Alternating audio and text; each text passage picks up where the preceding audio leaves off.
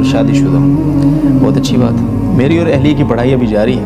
کیا ہم پڑھائی میں خلل انداز نہ ہونے کی وجہ سے بچے روک سکتے ہیں؟ سوال تو یہی ہے. آگے یہ پوچھتے ہیں یا وضع حمل کر سکتے ہیں, وہ تو شاید کرنی چاہیے. شادی ہوئی اور پڑھائی کی وجہ سے حمل روکنا جائز ہے, کوئی گناہ نہیں ہے اس میں, لیکن پسندیدہ نہیں ہے. ٹھیک ہے. کیونکہ آپ ایک فائدے کو دیکھ رہے ہیں ابھی ایجوکیشن کو, جبکہ شریعت دور تک دیکھتی ہے, اجتماعی مفاد بھی دیکھتی ہے اور آپ کے بھی. جی. عورت کو ایجوکیشن کی بھی بہت ضرورت ہے, میں مانتا ہوں, لیکن اتنی نہیں جتنی اس کو اولاد کی ضرورت ہے. جی. اگر لیٹ اولاد ہوگی تو اس میں دو نقصان ہیں.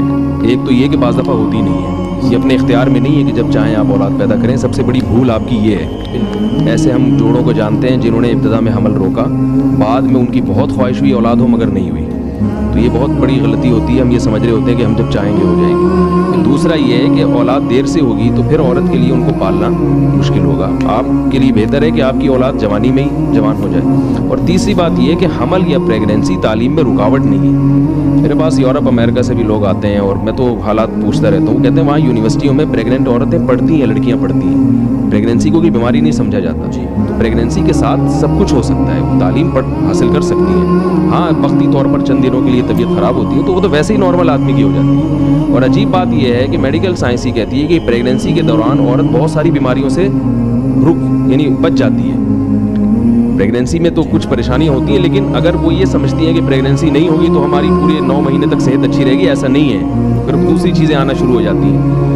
ایک بات تو یہ ہے کہ پریگنینسی میں بہت ساری بیماریاں, کچھ بیماریاں اگر ہوتی ہیں, کچھ طبیعت خراب ہوتی ہے, تو بہت ساری بیماریوں سے اللہ تعالیٰ عورت کو بچا بھی لیتے ہیں اس دوران. تو یہ تصور بھی غلط ہے کہ پریگننٹ عورت کچھ نہیں کر سکتی ہے. سب کچھ کر سکتی ہے, وہ پڑھ بھی سکتی ہے, تعلیم بھی جاری رکھ سکتی ہے. اور دوسری بات ایک یہ بھی ہے کہ پریگننسی روکنے کے لیے جو گولیاں کھائی جاتی ہیں تو بہت ہی خطرناک ہیں. ابھی کینسر کے اسپیشلسٹ تھے, کچھ دن پہلے میری ان سے ملاقات ہوئی.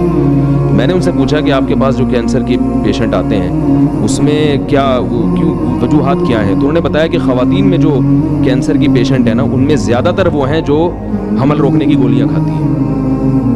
حمل روکنے کی گولیاں جو خواتین کھا رہی ہیں ان میں بریسٹ کینسر کا بھی ریشو زیادہ ہے اور ویسے بھی کینسر کا ریشو زیادہ ہے. تو جائز ہونے کی حد تک تو ٹھیک ہے, تعلیم کی وجہ سے آپ اولاد کو مؤخر کر دیں, مگر ان سب چیزوں کو بھی سامنے رکھنا چاہیے. لیکن پھر بھی میں کہتا ہوں کہ نکاح ہی نہ کرنا تعلیم کی خاطر, اس سے پھر بھی یہ بہتر ہے کہ آپ نکاح کر کے حمل روک لیں. بعض لوگ جو یہ کرتے ہیں نا کہ ابھی ہم پڑھ لیں پھر شادی کریں گے, اس سے پھر بھی بہتر ہے کہ بھئی آپ شادی کر لیں, بے شک آپ اولاد کو مؤخر کر دیں, یہ پھر بھی بہتر ہے. شکریہ صاحب. لیکن یہ انہوں نے وضع حمل کی جو آگے بات کی, میرا خیال ہے وضع حمل تو جائز نہیں ہے, وہ تو